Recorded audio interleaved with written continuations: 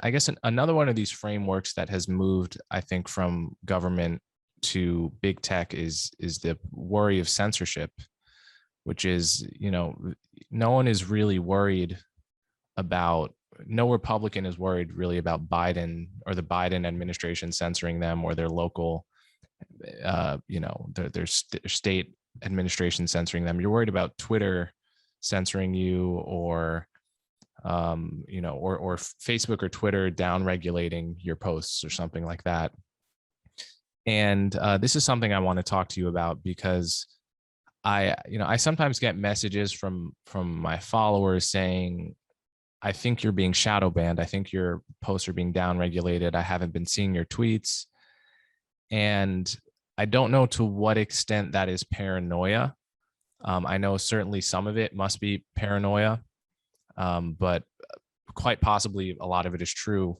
And, just the other day, I think it was 3 days ago, there was a Daily Mail story about how the Scotland police are, as a policy, are now allowing suspected male rapists to identify as female.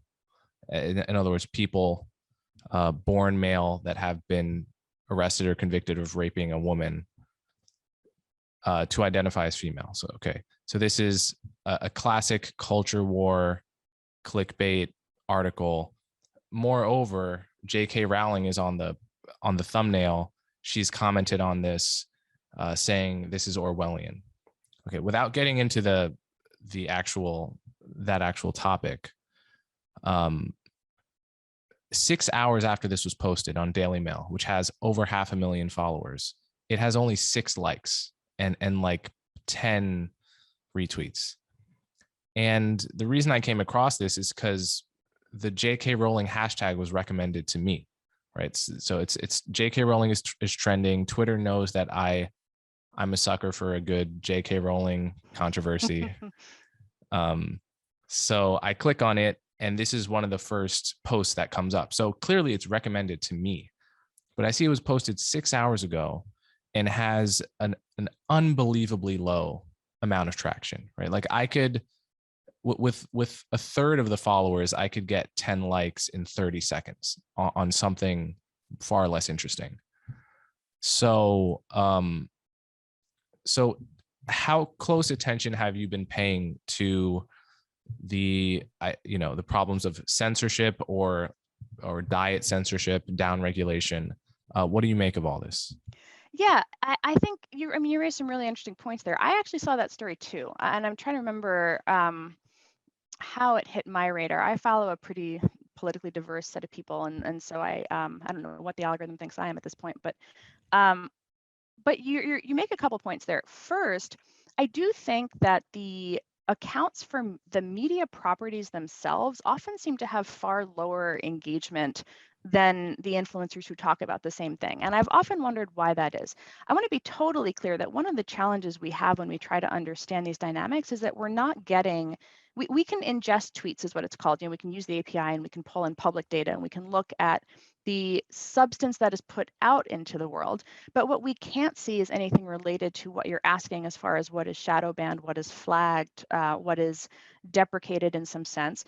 This has some interesting challenges, which is sometimes it looks like something is overrepresented.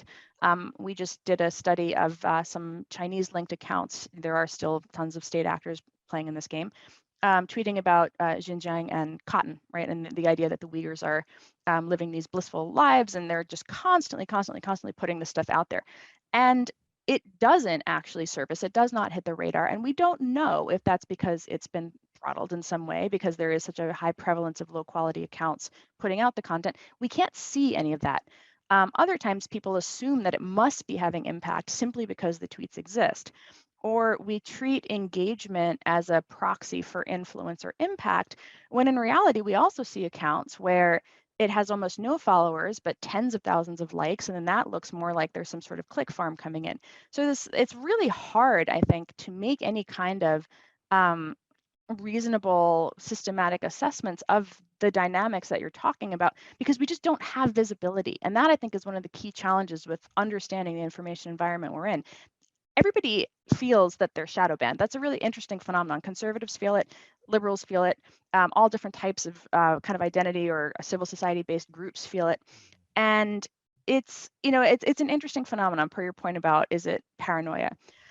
As far as like the censorship versus censorship light, this is actually the question that I think is really interesting, is the idea of, is there a way to create some transparency around the structures that lead things to be surfaced that is independent from the substance, if that makes sense. So rather than talking about this theme, that hashtag, this thing, that political point of view, is it possible for us to gain some better visibility or potentially even redesign, giving users much more control of the sorts of factors that feed the algorithms that curate content for us? There is always a weighting function there, right? Short of, if you turn your feed to reverse chronological, the problem should be solved. You should see the things from the people that you follow in reverse chronological order.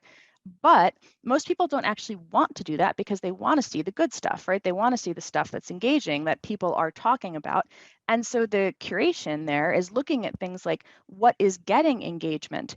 When I talked to Shahid about his hashtag, one thing that he said to me that was really interesting was that nobody engaged with his policy tweets, that they would just go by, and per your point, he was like, nobody ever sees them, nobody ever engages with them, nobody likes them. I have this many followers, but nobody reacts to it. But when I put out something fiery, when I add that moral righteousness, that indignation, that kind of that people then pick up and amplify because they're like, yes, I am right there with you, that goes viral. And so in an interesting way, I think we have this question of what are the inputs that go into that curation that make your followers or some of your followers see or not see your stuff. We don't have any understanding of that. And I think at this point, the better conversation to have as we think through what do we want the social media environment to look like, is actually questions just like that. Do we want to have much more granularity for user control so that people can make sure that they see the accounts or people that they want to see, if only to mitigate the allegations that some sort of mass censorship regime is happening? Might that be a way forward towards, like, creating a perception of of good faith and of tech companies as not being like out to get you? Yeah, is there like a model of a tech company that you think is doing it right or doing it right relative to others that you think can be replicated or something like that? I think Twitter research is a really interesting thing. I mean, they're doing research internally and putting it out. Not, I mean, I'd like to see more, but again, it's sort of the early, the kind of early days of them creating that transparency. I think Reddit is also interesting in this regard. It has a kind of overlayer of moderation, but then a lot of it is the culture established by the mods in the subreddits, right? I think this is not a social network, but I've been really intrigued by Wikipedia's model. And you mentioned your reading of the CDC kind of inadequate communication on Omicron, and I'm very sympathetic to that. I feel like we're in an interesting environment where we're all looking for information, and sometimes when you just search for a term, what's going to surface is the thing that's been most engaged with, which is not always the most accurate thing. Often it's just the most outrageous thing, or the thing that the algorithm rewarded, and it got a lot of likes. um, I think Wikipedia is interesting in that there's like an edit history. There's a version control, if you will. You can see a conversation and a debate about how a sentence was added or removed, particularly for controversial topics. It's not perfect, but it at least gives people a sense that they can see the debate at work around how the consensus was formed in a particular, for a particular understanding of a topic or an understanding of a situation, particularly if it's a thing that's really rapidly evolving. So I think there's kind of two things here. One, how do we decide what should be popular, what should be curated up? Is that a thing that we want centralized within tech companies? Do they decide? Or do we want users given the power to do those rankings for themselves? So that's one thing. And then the other thing is on this question of consensus and ranking in, and arriving at a shared truth. And that's where I think that Wikipedia model perhaps creates a sense that the situation is evolving, the world is changing, but here is our best understanding of a thing at a time.